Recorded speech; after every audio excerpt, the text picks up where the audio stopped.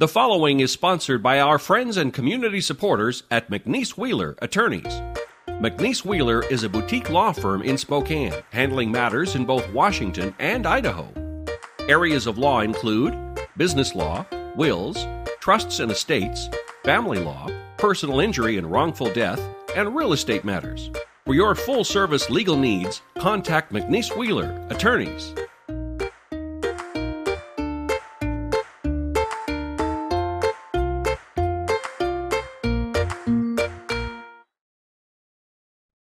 Welcome to On the JoB with your host, Lynn Parrish, editor of the Journal of Business.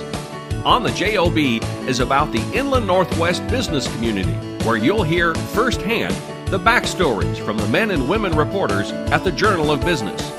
On the JoB is brought to you in part by McNeese Wheeler Attorneys. Here's Lynn. Welcome to the On the JoB podcast with me, Lynn Parrish.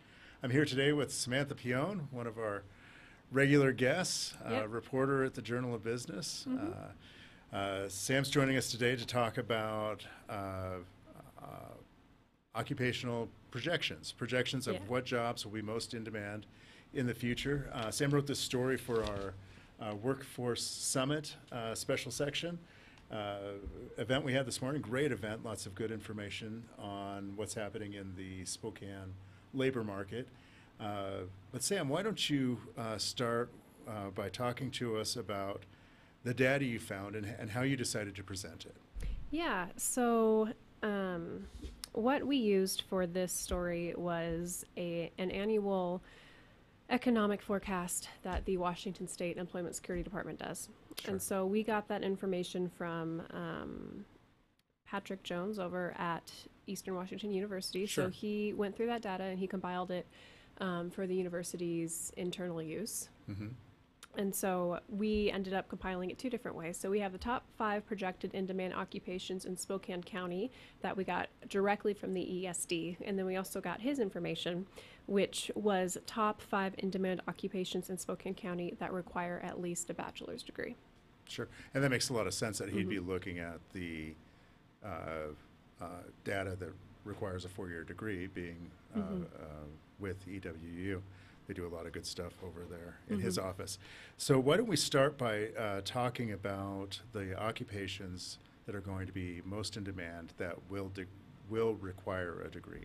Yeah, so according to the data that he went through, he found that registered nursing will be the most in demand, or I guess, yes, the most in demand occupation from 2020 to 2025. Sure. And that, he says, can be contributed to what we already know about Spokane County, which is that we have a thriving and growing healthcare sector. Sure. Followed by that is down to about 123 people per year growth, and that would be general and operations managers. Sure. Followed by accountants and auditors at 78, and then elementary school teachers at 69, not including special education, and then also substitute teachers at 64. Wow, that's great. So a lot of growth in some professional services, healthcare, and then in education as well. Not entirely surprising when we look at not only where we see the growth in the economy, but also where we see talk of an aging workforce as well, correct? Yeah. Yes. It's important, too, to know that the numbers that we're looking at, the ESD did a few different ways of compiling the data, so methodologically. And so Jones picked the specific set of data because it's strictly numbers that will be replaced or new into the field, if that makes sense. Sure. So replacing retired individuals would be a good way to replacing people that will not be re-entering or joining a different office, that kind of thing. So it's new positions and positions being filled. Yes. Yeah. Great. Yeah. Well, what did the data show for the occupations that won't necessarily require a 4-year degree? Yes, and when we say it won't necessarily require a 4-year degree, they can qualify for a 4-year degree, but it's just in general.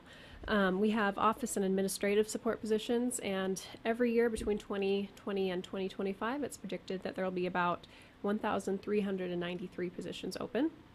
followed by sales positions of 1,002.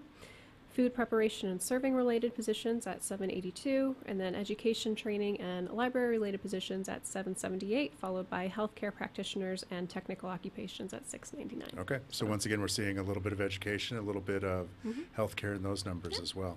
And I think it's important to, like you and I both noted, talking about the fact that some of those positions will be people with 4-year degrees. I think, like most of our salespeople at the Journal have a 4-year degree, I believe. So some of those people will be coming out of the college ranks, but not necessarily all of them. Yes, that's exactly what it is. Oh, that's great. Good stuff. I was curious to know, did you have any information or look at any data that talked about what careers will be on the decline or not growing as quickly? Well, yes, we do. There's a number of them, and you can pull up that information as well on the ESD's website. What Patrick compiled, he found, well, a number of them, but some of the ones that I found interesting were statisticians, benefits managers, and zoologists are going to be expected to decline about 1 job per year during that range, which kind of surprised me, the zoology aspect of that. It seems that just kind of animal sciences is really growing, at least what I've seen, but that's just conjecture. It's not necessarily the case. Sure, but also it could be the case that some professions would be growing, but zoology, off the top of my head, I don't know what a zoologist would do in Spokane. Yes, exactly. So it's probably a pretty small field anyway, right? Here, yes. Yeah. And then overall for Spokane, not so much growth rate, but percentage decrease that's projected. We're seeing topping photographic process workers and processing machine operators, and then proofreaders and copy makers are the tops. Yeah. So when we do we use this data or similar data to it for charts for our market fact book for top growing and declining, and our jobs are often on the top declining list. Oh, wait, every year. So, but we're still here. We're still doing what we do. Good stuff. Was there anything else you wanted to talk about with this data? No, I think that really covered it. We'll just have to see. I'm curious if they're accurate or how spot on they normally are, that kind of thing. Right. So we'll have to follow up on this. I think this is a story we could do annually, actually. Yes. Where we look at how those trends change, because they do change over time. Yes, they do. Yeah, great. Good stuff. Well, look for Sam's story at SpokaneJournal.com. If you get a physical copy of the paper, thank you. And look for it in there on page B4, I want to say. Anyway, in the B section. Thanks for joining us today, and we'll talk to you soon. On the JoB is produced in Spokane, Washington by SpokaneTalksOnline.com, which is solely responsible for its content. On the JoB is brought to you by our friends at McNeese Wheeler Attorneys. Ask Lynn a question, recommend a guest, and hear this program again online anytime at SpokaneTalksOnline.com. The following is sponsored by our friends and community supporters at McNeese Wheeler Attorneys. McNeese Wheeler is a boutique law firm in Spokane, handling matters in both Washington and Idaho.